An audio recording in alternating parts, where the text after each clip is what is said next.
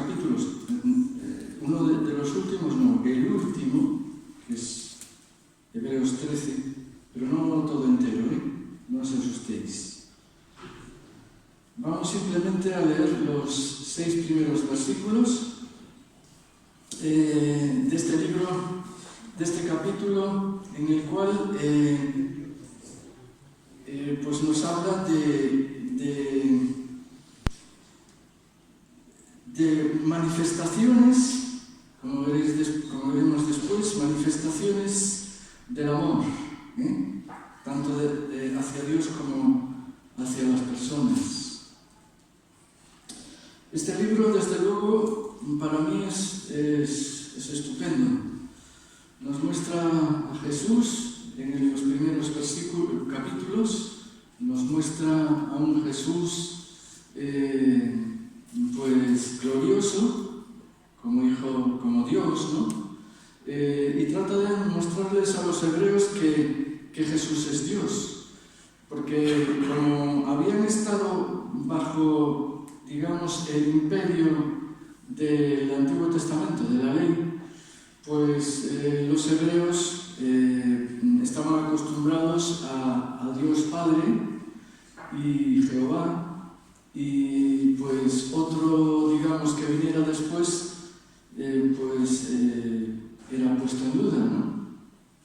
Por otra parte, había por allí doctrinas que decían que si los ángeles, que también eran mediadores, en fin, los hebreos tenían muchas dudas. Entonces el autor de Hebreos les habla de un Jesús que es Dios, pero también les habla de un Jesús humano, un Jesús cercano a nosotros, que se metió en un cuerpo con las mismas limitaciones que nosotros, en un mismo tiempo, en un tiempo determinado.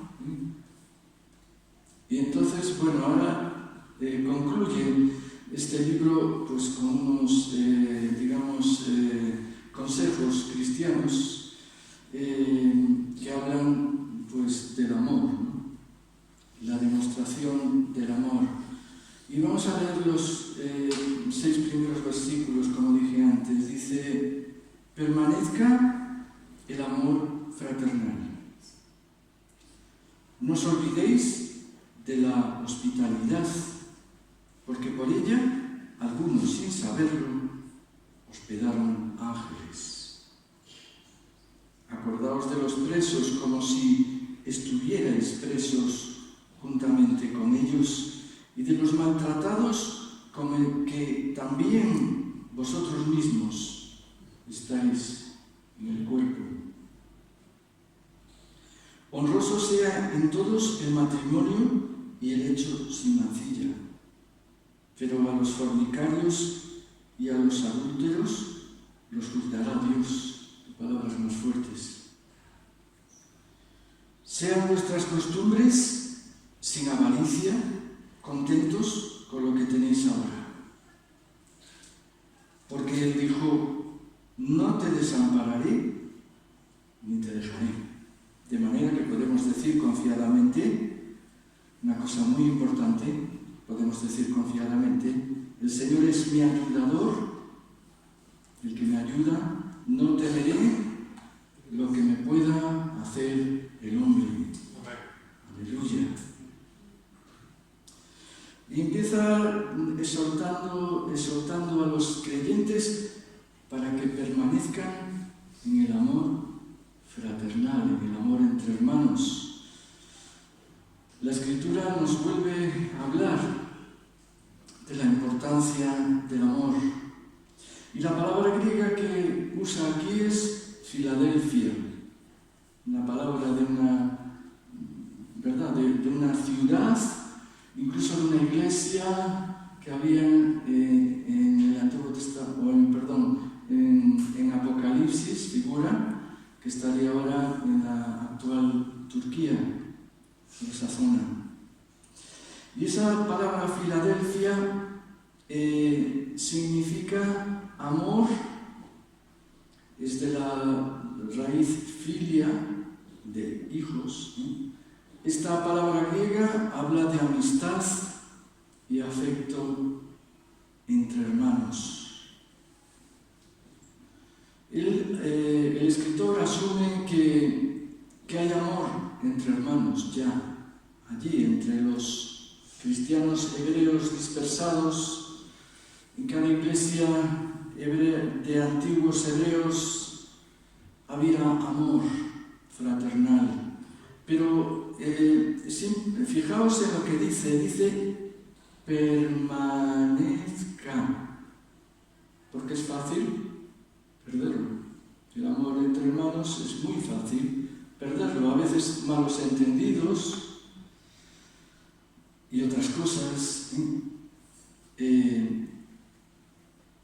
Se supone que tiene que permanecer ese amor, porque no es fácil. Entonces, el amor del que aquí habla es de amistad y asociación profunda. No es un amor superficial, o no debería serlo.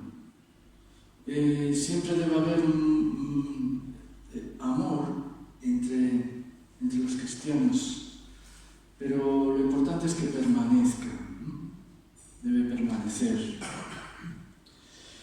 Y que es fácil que con el tiempo que el amor se enfríe, ese amor que cubrirá multitud de pecados. A causa de la maldad que hay hoy en día, el amor de muchos se enfriará, dice la Escritura.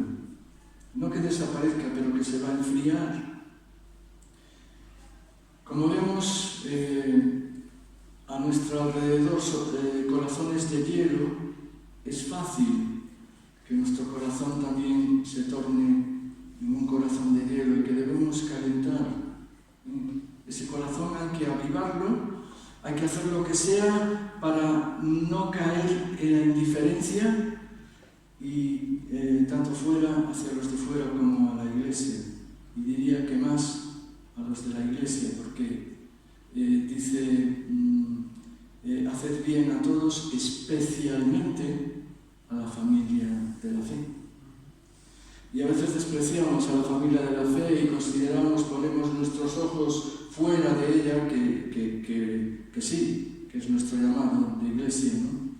A ocuparnos de las personas que no son de la iglesia, pero la iglesia tiene suma importancia. ¿Y por qué nos podemos reunir? Bueno, pues porque si queremos que permanezca el amor fraternal, tenemos que aprender a combatir las cosas que están contra ese amor. ¿Y cómo se consiguen? Bueno, pues con la fricción a veces, entre hermanos, en presencia de personas, es fácil que surjan desavenencias, a veces por tonterías, pero surgen. Y Dios quiere que aprendamos en medio de esa fricción que hay en medio de la iglesia, a veces, gracias a Dios, no siempre, es en contadas ocasiones, pero a veces surgen, pues que ese amor no se enfríe, que aprendamos a vivir, a convivir con las personas. Hay personas hoy en día que dicen, no, mira, yo no voy a la iglesia, me dedico a ver cosas en internet. ¿Y dónde practicas el amor? ¿Dónde practicas la fe incluso? ¿Dónde practicas el amor fraternal? Aquí dice que debe permanecer. No podemos hacer que permanezca si no permanecemos en medio de la iglesia. Por lo tanto, calentemos nuestros corazones para que se derritan por nuestros hermanos primero y después por las personas de fuera. Ese amor fraternal que debe permanecer. En esto sabrán que sois mis discípulos, si tuvierais amor unos con otros, dice Jesús. Jesús, el que rompió moldes, el que rompió esquemas, ese Jesús que era feminista, Ese Jesús que permitía que una mujer estuviera a los pies de un rabí escuchándole cuando por la ley estaba prohibido que una mujer estuviera a los pies de un rabí. Ese Jesús que era acusado de estar entre los pecadores, entre las prostitutas. Ese Jesús que andaba con mujeres y lo acusaban de eso. Porque en aquel momento un rabí rodeado de mujeres era un escándalo. Pero él no le importó, prefirió amar antes que seguir una ley rígida que separaba a las personas. Sin embargo, él siguió la ley. Sabemos que él siguió la ley. Pero lo que vino él a decir es que esa ley rígida, que se aplicaba con el rigor de la letra, tendría que ser cambiada por la ley del amor. Amén. Una ley de amor. Por lo tanto, Jesús tenía autoridad para decir estas cosas. Que permanezca el amor fraternal. A través del escritor está hablando el mismo Jesús, que nos está diciendo que debe permanecer ese amor entre nosotros. No os olvidéis, dice el versículo 2 de este mismo capítulo, no os olvidéis de la hospitalidad, porque por ella algunos sin saberlo hospedaron ángeles. Debemos ser hospitalarios.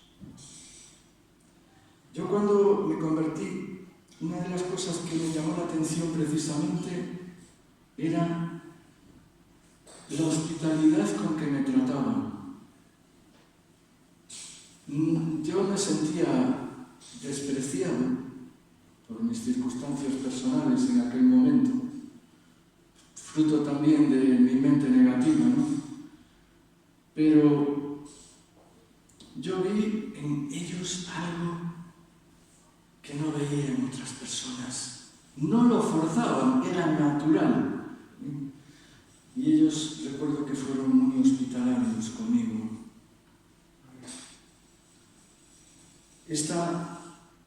La hospitalidad es una forma práctica y sencilla de que ese amor fraternal del que hablábamos antes entre creyentes se pueda desarrollar.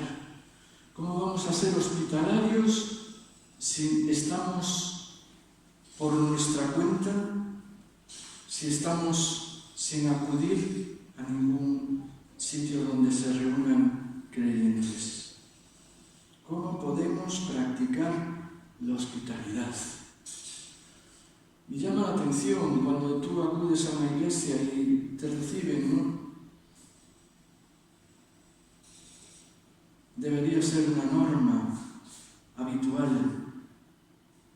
La hospitalidad, una virtud importantísima entre los cristianos. En el mundo antiguo, donde los únicos sitios donde podían hospedarse la gente de tránsito eran las posadas. Pero ¿sabes qué tenían las posadas? Que eran tremendamente inmorales. ¿Os imagináis? Había de todo, ¿no? Como un creyente iba allí tranquilo. Por lo tanto, era importante para los cristianos que viajaban encontrar hogares abiertos de otros cristianos. Ese mandamiento de hospitalidad, que debían tener cuidado con las personas, debían tener cuidado de las personas, pero también debían tener cuidado de aquellos que se hacían pasar por cristianos para aprovecharse de la hospitalidad de los creyentes.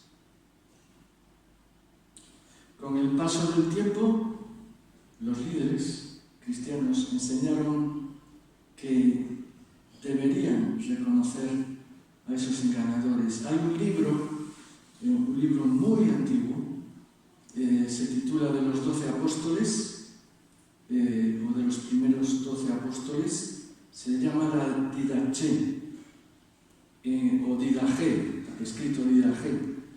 En griego la J se pronuncia como che, entonces podría pronunciarse Didache. Y entre los eruditos, los que estudian teología, es una obra pues conocida, aunque a veces nos suena extraña. Fue, fijaos, escrita entre los años 90 y 110 después de Cristo. Ya pasaron años. Y esta obra literaria cristiana, decía lo siguiente: recibid en el nombre del Señor a aquellos que os visitaren, en tanto permanecieren un día o dos entre vosotros. El que quedare durante 3 días es un falso profeta. Al salir, esa persona, debéis proveerle de pan para que pueda ir a la ciudad a donde se dirija. Pero si pide dinero, es un falso profeta. Al profeta que hablare por el Espíritu no le juzgaréis ni le examinaréis, porque todo pecado será perdonado menos este. No todos los que hablan por el Espíritu son profetas, solo lo son los que siguen el ejemplo del Señor. Por su conducta podéis distinguir al verdadero y al falso profeta. Creo que más o menos queda claro, excepto la última parte, ¿verdad? Pero por la conducta podemos distinguir por sus frutos, los conoceréis. Podemos distinguir al verdadero del falso, dice profeta aquí, pero del verdadero o falso cristiano. El ser hospitalario es una cualidad fruto del amor. Hacer sentir bien a las personas que nos visitan. Estar dispuesto a recibir visitas en tu casa, aquí. Pero, hermano y hermana, creo que esto es un don. Yo creo que no todo el mundo es hospitalario o no es capaz. Porque no es tan fácil. ¿Vale? Igual que no todos tienen facilidad para hablar de Jesús con naturalidad, pero debemos hablar, se nos anima a que seamos hospitalarios. La palabra antigua para hospitalidad en griego se traduce literalmente como amor por los extraños. ¿Te visita algún cristiano extraño? Pues debemos recibirle con hospitalidad. Y repito, yo no creo que sea fácil. Por ejemplo, a veces recibimos en nuestra casa a personas que son traídas por otros cristianos y no los conocemos. Pues a esos deberíamos ser más hospitalarios. Dice que por medio de la hospitalidad algunos hospedaron ángeles. Bien es claro el ejemplo de Abraham, cuando recibió a aquellos 3 seres que venían, que no conocía de nada. Sin embargo, les abrió las puertas.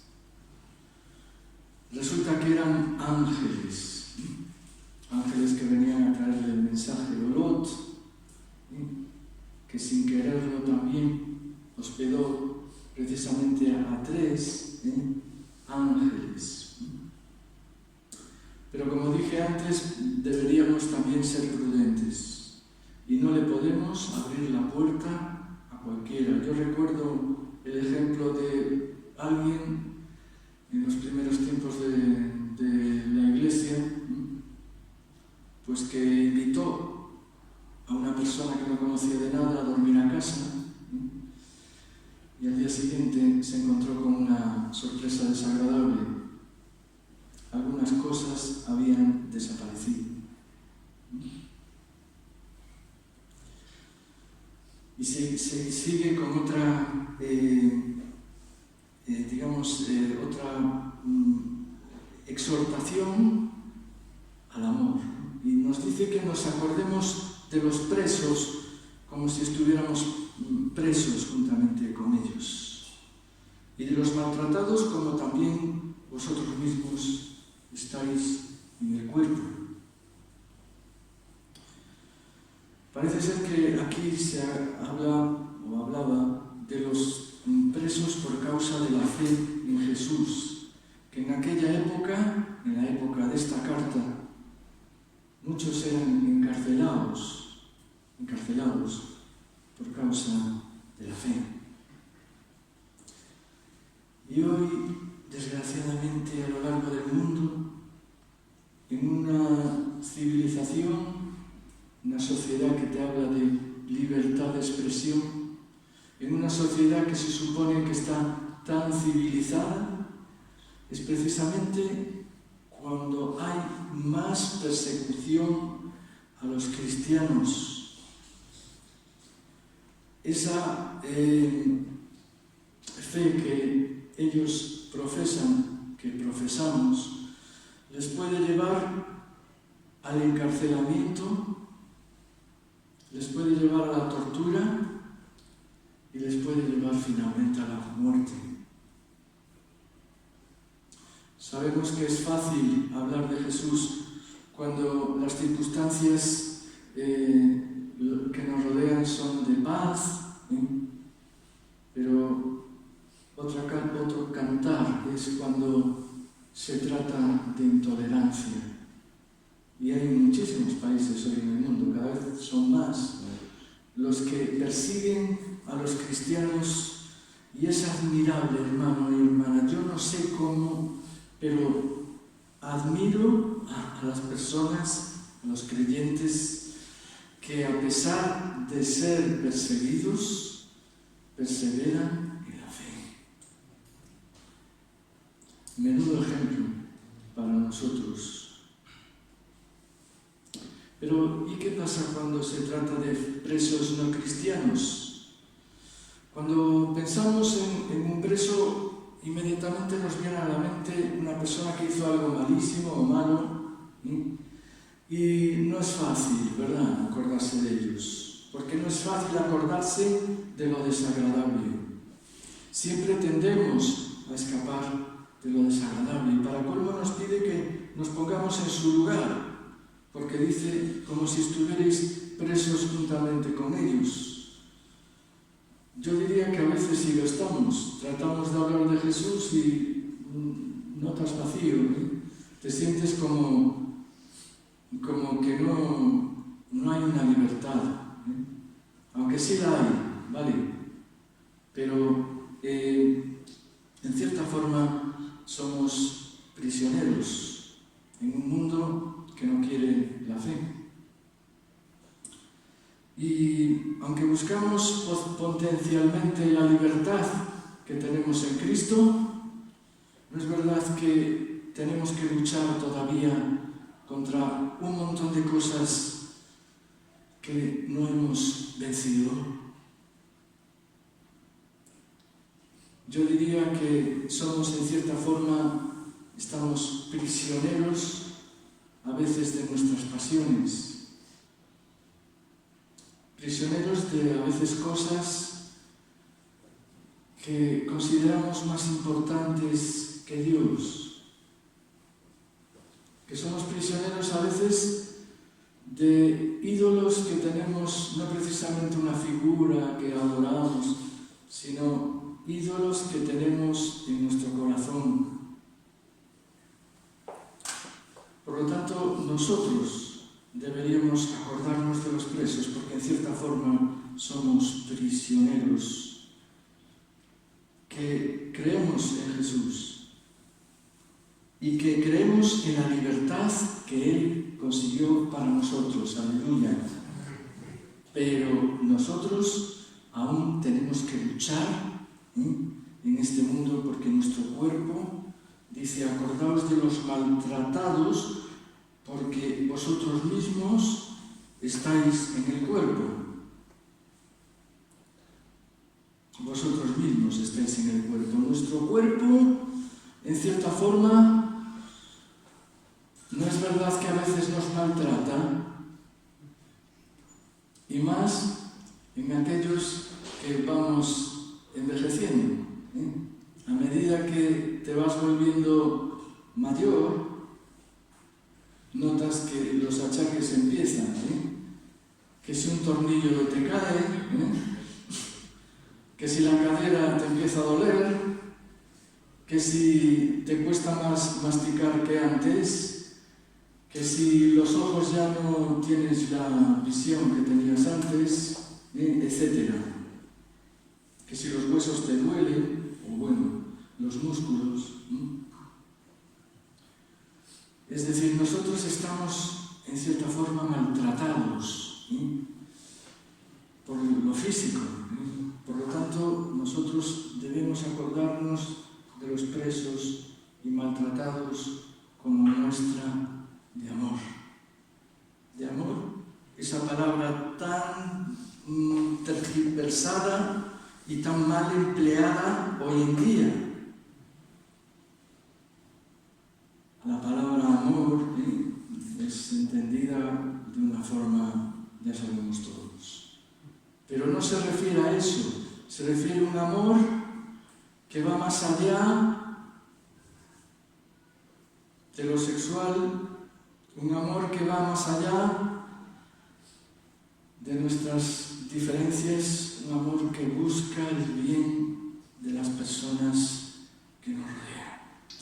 Por eso es importante que permanezca ese amor entre hermanos, porque eso va a fortalecer el amor hacia las personas que no son hermanos en la fe.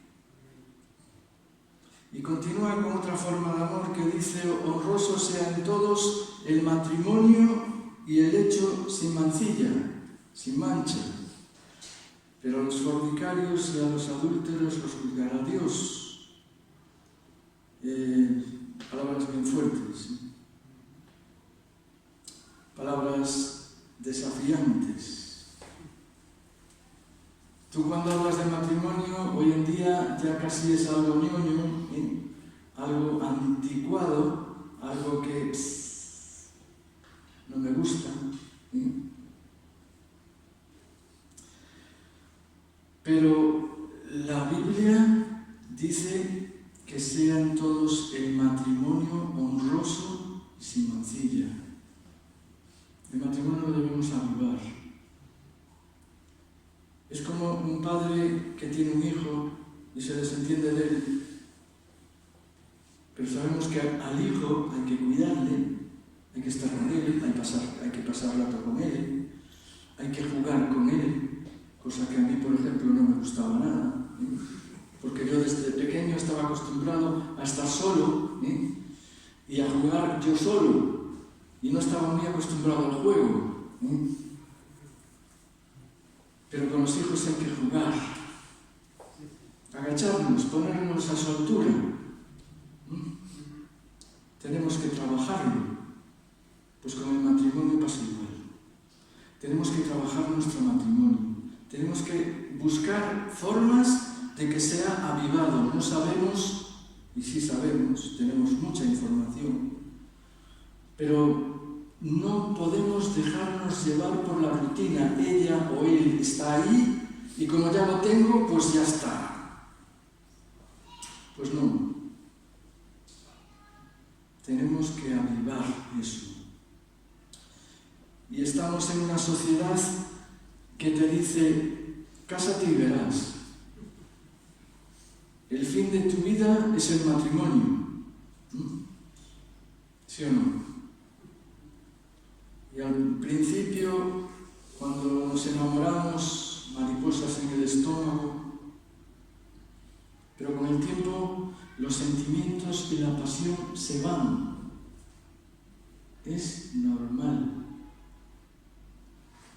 Incluso dices: es que ya no siento nada. pero es que el amor es compromiso. No lo haces, pero el amor debe ejercitarse, digamos, por la fe, a veces, y no porque quede más remedio, sino porque tiene que ser así y es lo que funciona.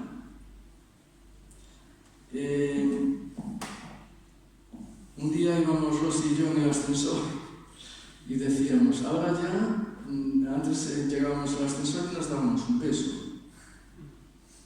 pero ahora llegamos al ascensor y cada uno está así, ¿no? ¿Pero qué quiere decir? ¿Que no nos queremos? No, solo que estamos en otra fase.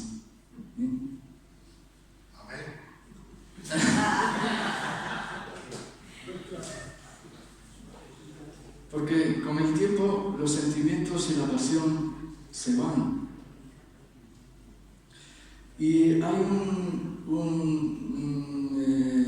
dibujante de cómic muy famoso en los años 70, 80, Forges, no sé si os suena, Forges.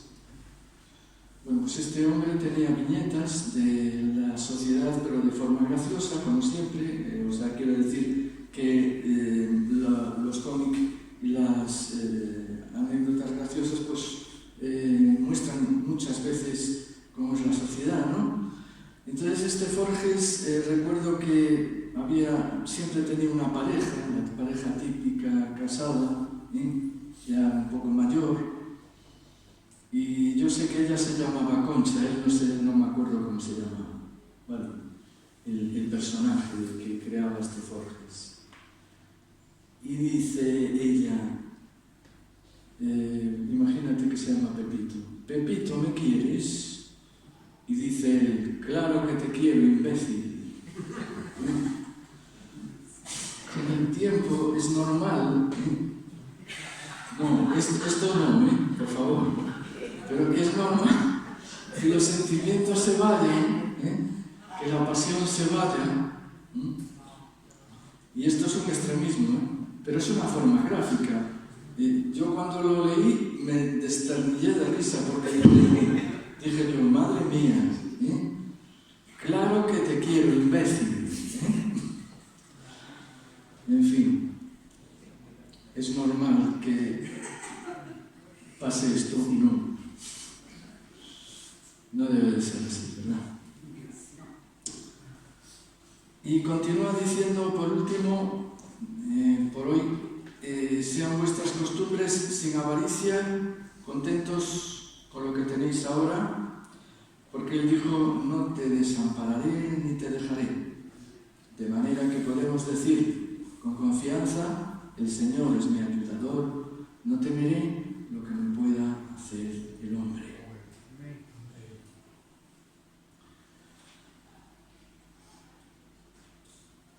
Sean vuestras costumbres sin avaricia. Yo incluso diría que en lo espiritual. A veces anhelamos cosas en la iglesia, pero la palabra nos dice, sean vuestras costumbres, que sea habitual en vosotros, no tener avaricia, contentos con lo que tenéis ahora, porque Él te dijo, no te desampararé ni te dejaré. Dios promete no desampararnos ni dejarnos. Dios promete ayudarnos, el Señor es mi ayudador.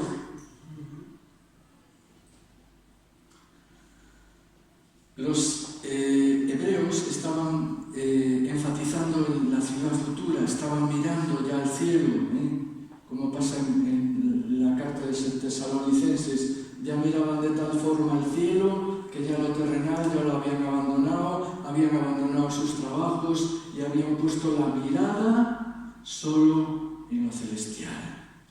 Y el escritor de Tesalonicenses les dice que trabajen, que sigan trabajando, ocupándoos en vuestros trabajos, porque no aún no ha llegado el tiempo de centrarse, vamos a ver, que hay que centrarse, ¿verdad?, en la ciudad celestial, pero que esto no nos quite el, ocuparnos de nuestras tareas temporales, ¿verdad?, nuestro trabajo, nuestra familia, nuestros amigos, nuestro empleo. Tenemos plena confianza en la protección y en la provisión de Dios. Y esto no nos garantiza que disfrutemos de una prosperidad material. Hay la teología de la prosperidad. Ponen énfasis nada más que en la prosperidad material, y Dios no te garantiza que tu vida vaya a ser próspera en cuanto a lo material. Jesús nunca prometió una vida fácil. Y es posible que nuestro trabajo, que es duro, a veces muy duro, no sea recompensado con riquezas o lujos en esta vida. Lo que aquí quiere decirnos el escritor de Hebreos es que, y por medio de él, Dios nos quiere decir que no nos abandonará ni nos dejará, nos dará lo necesario para poder vivir el día a día. Desde luego, muchos creyentes, como vimos al final del capítulo 12, al final del capítulo 11, vemos que fueron torturados, se burlaron de ellos, les dieron palizas, los encarcelaron, los apedrearon, tuvieron pobreza, y no niego que sí fueran tremendamente trabajadores. Fueron perseguidos, atormentados, asesinados, deambulando por montañas, desiertos, en cuevas y hoyos en la tierra. Pero lo que sí sabemos es que al final las promesas de Dios se cumplen, que nuestras oraciones se cumplen, que Dios provee, no de la forma que a veces nosotros queremos, pero que Dios provee. Por tanto, si nos sentimos mal porque no tenemos nada, no desesperemos, porque podemos tener lo suficiente, pero incluso si tenemos lo suficiente, estamos contentos, y si tenemos mucho, pues lo podemos emplear en ayudar a otros. Por lo tanto, resumiendo, en este pasaje que hemos leído de Hebreos 13, del 1 al 6, nos exhorta al amor fraternal, a la hospitalidad como forma de amor al prójimo. Otra forma de acordarse de los presos y maltratados es otra forma de amar al prójimo y amar a Dios. La fidelidad en el matrimonio como símbolo de fidelidad a Jesús, el Señor. Tan de moda el adulterio hoy. El adulterio lo vemos en las películas, en las novelas, telenovelas, y quedamos tan tranquilos. Pero sabemos que no es así. La fidelidad es algo que debe imperar en nuestras vidas, porque queremos ser fieles a Jesús. Y por último, nos exhorta a tener confianza como fruto del amor de Dios, porque Él no nos desamparará ni nos dejará. Si hay alguien que te ame a ti, no dudes que es Dios.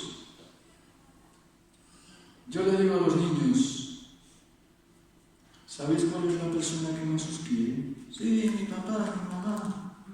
No, no es ni tu papá ni tu mamá, tu papá y tu mamá también. Pero el que más te ama, el que más te quiere es Dios. No lo dudes. Y entonces me pongo a orar con ellos y les digo, y Señor, te damos gracias porque tú eres el que más nos quiere. Y ellos repiten conmigo, sí, eres el que más nos quiere. Dios es la persona que más nos quiere. Amén. Por lo tanto, confiemos en Él, porque como aquí dice, no te dejaré